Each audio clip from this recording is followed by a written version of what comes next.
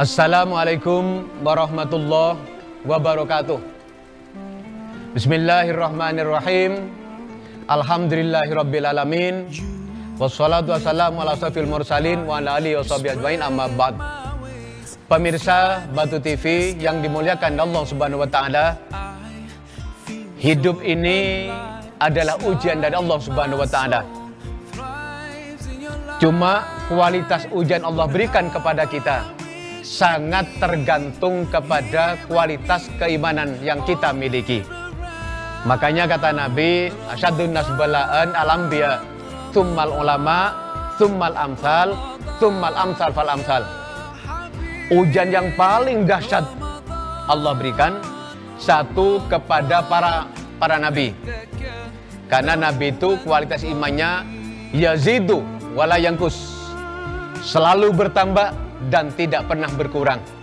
Makanya kalau ada Nabi Ayub yang diuji sebegitu dahsyat, beliau tidak semakin berkurang kualitas iman, tapi semakin luar biasa.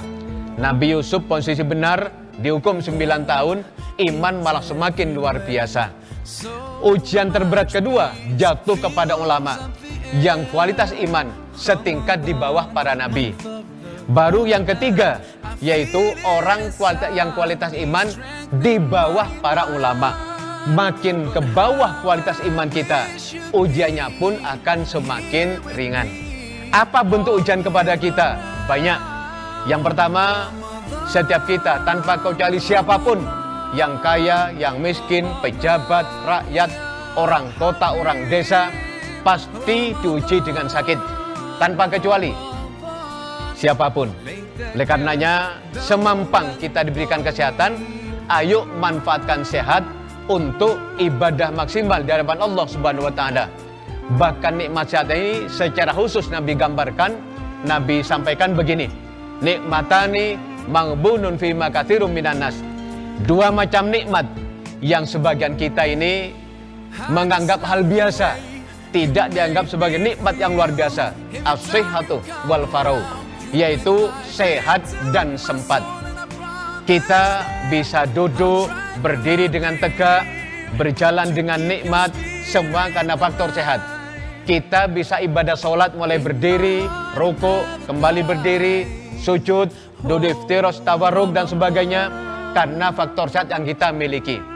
Gunakan sehat kita ini untuk ibadah sebelum dicabut oleh Allah ketika kemudian diuji dengan yang sakit. Namun bagaimanapun, ketika sakit Allah berikan pada kita, jangan kemudian buat kita putus asa. Kata Nabi Ibrahim dalam Quran, wa idza maritu fahuwa yashfin. Kalau saya sakit, dokterku adalah Allah Subhanahu wa taala. Artinya perbanyak bermohon kepada Allah, karena sakit-sakit kita ini bukan di tangan siapa-siapa, tapi di tangan Allah Subhanahu wa taala. Dan ada beda. Ketika kita saat ibadah dan sakit ibadah, nilai pahalanya lebih besar ketika diuji sakit, namun tetap istiqomah ibadah di hadapan Allah Subhanahu wa ta'ala. Andai kita tidak diuji sakit, akan ada ujian kedua, yaitu rizki. Siapapun tanpa kecuali. Makanya kata pepatah, hidup ini bak roda pedati, berputar. Kadang di atas, di tengah, di bawah, kembali tengah, kembali ke atas, itu sudah biasa. Jangan heran kalau ada orang yang dulu kaya, tersungkur jatuh miskin. Ada orang yang dulu miskin, tersungkur kemudian naik menjadi orang kaya. Ingin mempertahankan kekayaan, bentuknya syukuri nikmat Allah dengan infak sedekah beramal jariah. Makanya ada satu cerita, sebuah keluarga yang hidup dalam keadaan miskin yang berkepanjangan. Keluarga ini bertetangga dengan Nabi Musa alaihissalam. Artinya berdua rundingan, kemudian sowan Nabi Musa, minta didoakan kepada Allah agar hidupnya berubah menjadi orang kaya raya. Artinya Allah berikan jawaban. Bentuknya begini, Musa, sampaikan kepada dua hambaku tersebut, dia sisa hidup tinggal 8 tahun. Permohonannya saya ijabah, cuma yang separuh. 4 tahun saya berikan dia kaya, 4 tahun miskin. Suruh pilih, Ingin tetap miskin 4 tahun, belakang kaya, atau kaya dulu tapi belakang miskin?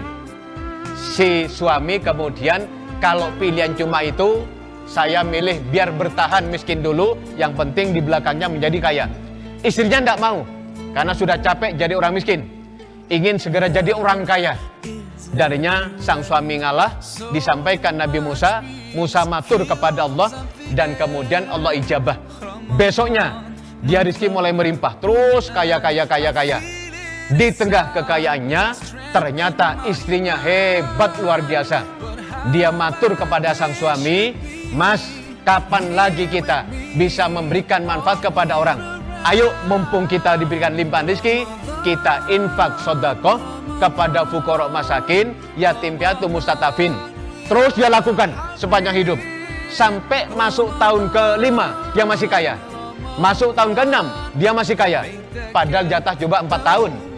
Akhirnya Nabi Musa tanya kepada Allah, "Ya Allah, dulu janji jenengan cuma 4 tahun. Ini sudah tahun ke-6 masih kaya, ya Allah." Nah, apa kata Allah? "Musa, saya malu untuk menarik nikmatku kepada dia. Saya cuma memberikan dia 1 pintu rezeki, sementara dia telah membuka sekian banyak pintu.